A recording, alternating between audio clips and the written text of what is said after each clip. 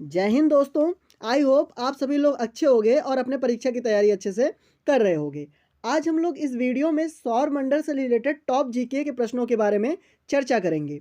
इस वीडियो का बनाने का केवल एक ही मकसद है कि आप जितने लोग गवर्नमेंट एग्जाम की तैयारी कर रहे हो वो सौर मंडल से रिलेटेड कोई भी प्रश्न न छूटे। आइए हम लोग अपने प्रश्नों की चर्चा करते हैं। जैसे सबसे पहला प्रश्न हमारा कह रखा है कि जो सौर प्रणाली है उसकी खोज किसने की थी। तो सौर प्रणाली की खोज कॉपरनिकस ने की थी। तो ऑप्शन नंबर सी इसका करेक्ट आंसर हो जाएगा। अगले प्रश्न पर आते हैं। अगला प्रश्न आपसे कह रखा है कि सूर्य के चारों ओर घूमने वाली जो खगोलीय पिंड है उसे हम लोग क्या कहते हैं। आपको पता होगा जो सूर्य है, सूर्य के हमारे चार जितने ग्रह हैं और फिर खगोलीय पिंड है सबको मतलब सूर्य के चारों ओर चक्कर लगाते हैं। लेकिन सूर्य के चारों ओर चक्कर लगाने वाले जो खगोलीय पिंड हैं उनको आपसे पूछ रखा है कि उसको कहते क्या हैं। तो सूर्य के जो चारों ओर चक्कर लगाता है उसे हम लोग ग्रह कहते हैं। तो ऑप्शन नंबर ए इसका करेक्ट आंसर हो जाएगा। अगले प्रश्न पर आते हैं। अगला प्रश्न आपसे पूछ रखा है कि किसी ग्रह के चारों ओर परिक्रमा करने वाले छोटे छोटे आकाशीय पिंड को हम क्या कहते हैं। आपको पता है कि सूर्य के चारों ओर ग्रह चक्कर लगाते हैं और ग्रह के चारों ओर भी कुछ चक्कर लगाते हैं। तो उन आकाशीय पिंड को हम क्या कहते हैं, इसमें यही पूछ रखा है। तो उनको हम उपग्रह के नाम से जानते हैं। तो ऑप्शन नंबर बी जो है इसका करेक्ट आंसर हो जाएगा। अगले प्रश्न पर आते हैं। अगला प्रश्न हमारा पूछ रखा है कि सौर मंडल में कुल कितने ग्रह होते हैं। आपको पता है मतलब इसमें पूछा है कि मौजूदा समय पे सौर मंडल में कुल कितने ग्रह हैं। पिछले समय में आप जानते हो कि 9 ग्रह होते थे जिसमें से प्लूटो को ग्रह की श्रेणी से उसे हटा दिया गया था, उसे एक बौना ग्रह के रूप में दर्जा दे दिया गया था। तो मौजूदा समय पे कितने ग्रह बचे, 8 ग्रह बचे। तो ऑप्शन नंबर ए इसका करेक्ट आंसर है। अगले प्रश्न पर आते हैं। अगला प्रश्न हम पूछ रखा है कि निम्नलिखित में से कौन सौरमंडल का भाग नहीं है। आपसे पूछा है इसमें बताना है कि सौरमंडल का भाग नहीं है। जो क्षुद्र ग्रह होता है ये सौरमंडल का भाग तो है, धूमकेतु ये भी है, ग्रह ये भी है। तो आपको पता होगा जो निहारिका है ये सौरमंडल का भाग नहीं है। तो ऑप्शन नंबर डी इसका करेक्ट आंसर हो जाएगा। अगले प्रश्न पर आते हैं। अगला प्रश्न आपसे पूछ रखा है कि अंतरिक्ष में कुल कितने तारामंडल हैं। ध्यान से प्रश्न को पढ़िएगा। इसमें क्या कह रखा है कि तारामंडल कुल मिला के अंतरिक्ष में कितने हैं। तो कुल मिला के तारामंडल जो अंतरिक्ष में वो कितने हैं, तो 88 तारामंडल मौजूदा समय में अंतरिक्ष में मौजूद हैं। अगले प्रश्न पर आते हैं। अगला प्रश्न कह रखा है कि ब्रह्मांड में विस्फोटी तारा कहलाती है। इनमें से कौन सा ऐसा है जो कौन सा तारा कहलाता है, मतलब विस्फोटी तारा कहलाता है। तो आप जानते होंगे कि जो अभिनव तारा होता है मतलब सौर मंडल में अपने ब्रह्मांड में जो अभिनव तारा है उसको हम लोग एक और नाम से जानते हैं, उसका नाम क्या है, विस्फोटी तारा है। तो ऑप्शन नंबर डी इसका करेक्ट आंसर हो जाएगा। अगले प्रश्न पर आते हैं। इसमें पूछ रखा है वैज्ञानिक जिसने सबसे पहले क्या दिया था, सबसे पहले खोजा था कि पृथ्वी जो है वो सूर्य के चारों ओर घूमती है। तो मतलब जो ये है इसको सबसे पहले किसने प्रतिपादन किया था। आपको बता दें कि इससे पहले जब मतलब कॉपरनिकस ने पृथ्वी बताया था कि सूर्य के चारों ओर पृथ्वी घूमती है, उससे पहले ऐसा माना जाता था कि पृथ्वी सेंटर में है, मतलब कह सकते हैं केंद्र में पृथ्वी और सूर्य उसके चारों ओर चक्कर लगाता है। लेकिन ये ये जो हाइपोथेसिस थी ये गलत हो गई क्योंकि कॉपरनिकस ने सिद्ध करके दिया कि सूर्य जो है वो सेंटर में है और पृथ्वी उसकी परिक्रमा करती है। तो इसका ऑप्शन नंबर कौन सा करेक्ट हो जाएगा, सी, क्योंकि कॉपरनिकस ने सबसे पहले इसको बताया था। अगले प्रश्न पे आते हैं। अगला प्रश्न क्या रखा है कि नॉर्वे में अर्धरात्रि के समय सूर्य कब दिखाई देता है। इसमें पूछ रखा है कि नॉर्वे में जब अर्धरात्रि होती है तो उस समय सूर्य कब दिखाई देता है। तो कब दिखाई देता है, लगभग 21 जून को नॉर्वे में आधी रात के समय सूर्य दिखाई देता है। तो ऑप्शन नंबर सी इसका करेक्ट आंसर हो जाएगा। अगला प्रश्न आपसे कह रखा है कि निम्नलिखित में से किसके बीच की औसत दूरी को खगोलीय एकक कहा जाता है। पृथ्वी तथा सूर्य के बीच के, या पृथ्वी तथा चंद्रमा के बीच के, या फिर पृथ्वी सूर्य के बीच के, या प्लूटो और सूर्य के बीच में। तो ऑप्शन नंबर डी सीधे गलत है क्योंकि अब सूर्य मतलब ये प्लेनेट तो है नहीं, आप इसको निकाल दें तो आप पाएंगे कि खगोलीय एकक जो होता है वो पृथ्वी और सूर्य के बीच की दूरी होती है। तो ऑप्शन नंबर ए इसका करेक्ट आंसर हो जाएगा। अगले प्रश्न पर आते हैं। अगला प्रश्न कह रखा है कि मध्यरात्रि सूर्य को हम क्या कहते हैं। जब मध्यरात्रि होती है उस समय जो सूर्य होता है उसको हम किस नाम से जानते हैं। तो उसको हम लोग किस नाम के जानते हैं, सूर्य का जो ध्रुवीय वृत्त होता है उसमें वो देर तक चमकता है, मतलब ऑप्शन नंबर डी इसका करेक्ट आंसर है। मध्य रात्रि को सूर्य जो है वो सूर्य की ध्रुवीय वृत्त में बहुत देर तक चमकता रहता है। अगले प्रश्न पर आते हैं। अगला प्रश्न क्या रखा है कि सूर्य के रासायनिक मिश्रण में हाइड्रोजन का प्रतिशत कितना है। इसमें आपको हाइड्रोजन का प्रतिशत बताना है कि सूर्य के रासायनिक मिश्रण में, जो रासायनिक मिश्रण केमिकल मिक्सअप होता है सूर्य के मतलब सूर्य का, उसमें हाइड्रोजन का आपका प्रतिशत पूछ रखा है। तो कितना होता है आप सभी बताएंगे कि इसका कुल परसेंटेज 71% होता है। तो अगर सबसे ज़्यादा मात्रा में सूर्य में जो है वो हाइड्रोजन पाया जाता है, उसके बाद क्या पाया जाता है, हीलियम। अगले प्रश्न पर आते हैं। अगला प्रश्न आपसे पूछ रखा है निम्नलिखित में से कौन सा एक तारा है। ध्यान से पढ़िएगा, पूछ रखा है कि एक तारा है। चंद्रमा तारा है, नहीं है। आप जानते होंगे कि चंद्रमा तारा नहीं है। शुक्र ग्रह है, पृथ्वी ग्रह है, और सूर्य जो है वह एक तारा है। तो option number D is a correct answer. अगले प्रश्न पर आते हैं। अगला प्रश्न आपसे पूछ रखा है कि सौर्य पृष्ठ जो है उसका लगभग कितना तापमान है। जो सौर्य का पृष्ठ होता है सोलर का, वो उसका तापमान, औसत तापमान आपसे पूछ रखा है। तो उसका औसत तापमान कितना होता है, 6000 डिग्री सेल्सियस होता है। तो ऑप्शन नंबर किस में है, तो ऑप्शन नंबर सी में। तो ऑप्शन नंबर सी इसका करेक्ट आंसर हो जाएगा। अगले प्रश्न पर आते हैं।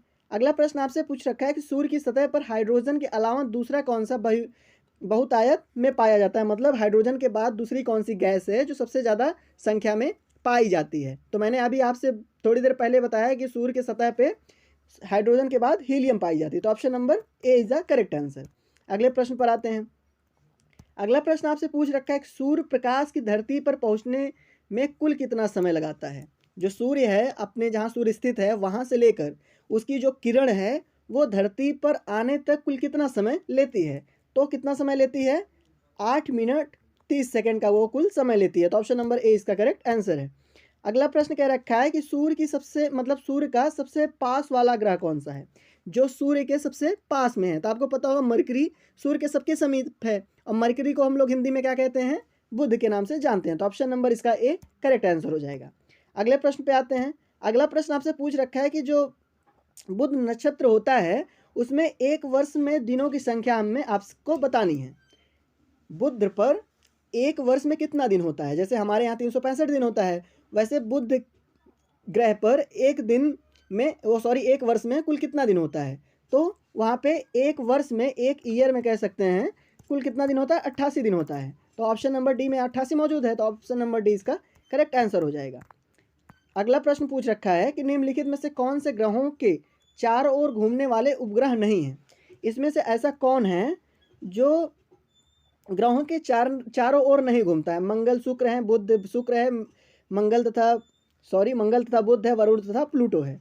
तो कौन सा ग्रहों के चारों ओर घूमने वाला उपग्रह नहीं है। उपग्रह पूछ रखा है, ग्रहों के चारों ओर घूमने वाला उपग्रह नहीं है। तो कौन सा करेक्ट हो जाएगा, option number B. Option number B इसका करेक्ट आंसर हो जाएगा। बुध और जो शुक्र होता है वो ग्रहों के चारों ओर घूमने वाला उपग्रह नहीं है। तो ऑप्शन नंबर बी करेक्ट हो जाएगा। अगले प्रश्न पर आते हैं। अगला प्रश्न आपसे कह रखा है कि निम्नलिखित में से कौन सा ग्रह सूर्य के सूर्य का चक्कर सबसे कम समय में लगाता है। तो आपको पता होगा कि जिसमें सबसे कम दिन होंगे एक साल में वही सबसे कम ग्रह लगाएगा, या फिर जो सबसे समीप होगा उसी को चक्कर लगाने में सूर्य का सबसे कम समय लगेगा। तो वो कौन है, वो बुध है। तो ऑप्शन नंबर ए इसका करेक्ट आंसर है। बुध को सबसे कम समय लगता है चक्कर लगाने में सूर्य का। अगला प्रश्न क्या रखा है कि सबसे तीव्र गति से सूर्य का चक्कर लगाने वाला ग्रह कौन सा है। जो सबसे जल्दी सूर्य का चक्कर लगा लेता है। अभी आपको मैंने थोड़ी देर पहले बताया, जो पास में होगा वही तेज चक्कर लगाएगा, वही जल्दी कंप्लीट कर लेगा। तो इसका भी option number A correct answer है। अगले प्रश्न पे आते हैं। अगला प्रश्न पूछ रखा है कि कौन सा ग्रह है सौरमंडल का जो पृथ्वी जितना लगभग बड़ा है। तो कौन सा ऐसा ग्रह है, आप जानते होंगे जो शुक्र ग्रह है वो लगभग पृथ्वी के बराबर के आकार का है। तो ऑप्शन नंबर सी इसके करेक्ट आंसर हो जाएगा। अगला प्रश्न क्या रखा है, आपसे पूछ रखा है कि सबसे चमकीला ग्रह कौन सा है सौरमंडल का। आप जानते होंगे कि शुक्र को हम लोग सबसे, जो विनस होता है वो बहुत चमकदार ग्रह है। आप अगर स्पेस में देखोगे, अगर आपके पास कोई टेलीस्कोप हो, अगर स्पेस में देखोगे, जो सबसे चमकता तारा है जिसे आप लोग तारा कहते हो, वास्तविक में वो ग्रह है, दिखाई देता है, वो सबसे चमकीला ग्रह है। तो कौन सा है वो शुक्र है, विनस, जिसको विनस के नाम से जानते हैं। तो ऑप्शन नंबर सी इसका करेक्ट आंसर हो जाएगा। अगले प्रश्न पर आते हैं। अगला प्रश्न आपसे पूछ रखा है इसमें, पृथ्वी के सर्वाधिक निकट वाला ग्रह कौन सा है। कहने का अर्थ ये है कि जो पृथ्वी के सबसे निकट ग्रह है वो कौन सा है।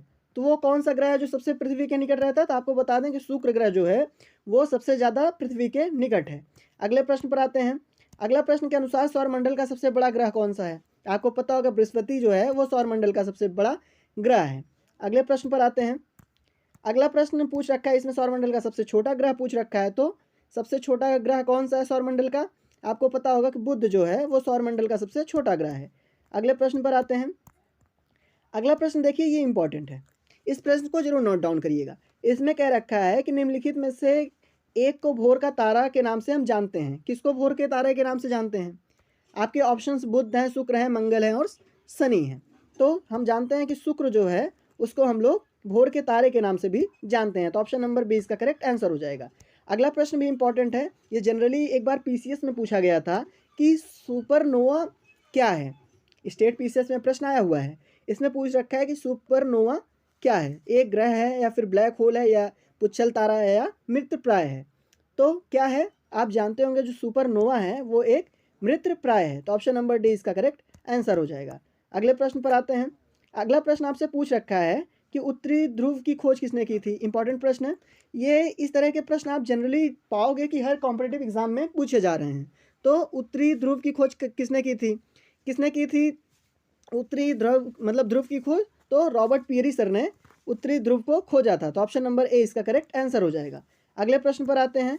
अगला प्रश्न क्या रखा है, साउथ पोल पहुंचने वाला सबसे पहला व्यक्ति कौन था। अब मैगेलन था, अमेरिगो वेस्पूची था या पियरी था या एमंड सेन था। तो इसका करेक्ट ऑप्शन क्या हो जाएगा, इसका करेक्ट ऑप्शन एमंड सेन हो जाएगा। इसने सबसे पहले साउथ पोल पहुंचा था, मतलब साउथ पोल पर, जो साउथ पोल होता है अपना इस इधर वाला, तो इस पर सबसे पहले कौन पहुंचा था, Aemond Sen. Option number D इसका करेक्ट आंसर हो जाएगा। अब अगर बात करें मैगेलन, आप जानते होंगे कि जो मतलब दक्षिण अमेरिका है यहाँ पे एक मैगेलन करके द्वीप ही है। तो इस जगह की सबसे पहले खोज जो मैगेलन द्वीप है उसकी खोज किसने की थी, मैगेलन ने। अगले प्रश्न पर आते हैं। अगला प्रश्न क्या रखा है कि किस ग्रह को हम लोग नीला ग्रह करते हैं। काफ़ी आसान प्रश्न है। किसको नीला ग्रह हम लोग कहते हैं, तो पृथ्वी को नीले ग्रह के नाम से जानते हैं क्योंकि यहाँ पे पानी का प्रतिशत बहुत ज़्यादा है। अगले प्रश्न पे आते हैं। अगला प्रश्न क्या पूछ रखा है, ये पूछ रखा है कि किस दिन पृथ्वी जो है वो सूर्य के सबसे निकट होती है। तो आपको पता होगा कि जो पृथ्वी है वो सूर्य के सबसे निकट 3 जनवरी को होती है। तो ऑप्शन नंबर डी इसका करेक्ट आंसर हो जाएगा। अगले प्रश्न पर आते हैं। अगला प्रश्न आपसे इसमें कह रखा है कि किस दिन सूर्य पृथ्वी के सबसे दूर होती है। मतलब उसमें सबसे नज़दीक पूछा है, इसमें सबसे दूर पूछा है। तो कब होती है, 4 जुलाई को जो है पृथ्वी सूर्य से बहुत दूर होती है। अगले प्रश्न पे आते हैं। अगला प्रश्न आपसे पूछ रखा है कि पृथ्वी के उपग्रहों की संख्या कितनी है। पृथ्वी पे कुल मिला के एक उपग्रह है जिसको हम लोग चंद्रमा के नाम से जानते हैं। अगला प्रश्न है, इसमें पूछ रखा है कि पृथ्वी की परिधि कितनी है। ये भी काफ़ी इंपॉर्टेंट प्रश्न है, आपके प्रश्न पत्रों में देखोगे ये इस तरह का प्रश्न ज़्यादा पूछा जाता है। तो जो पृथ्वी की परिधि है वो कुल मिला के कितनी है, तो 40075 किलोमीटर। कहने का अर्थ ये है कि 40,075 किलोमीटर कुल मिला के पृथ्वी की परिधि है। तो ऑप्शन नंबर बी इसका करेक्ट आंसर हो जाएगा। आई होप आपको वीडियो पसंद आया हो। अगर पसंद आया हो तो प्लीज़ एक लाइक ज़रूर करिएगा। Thank you.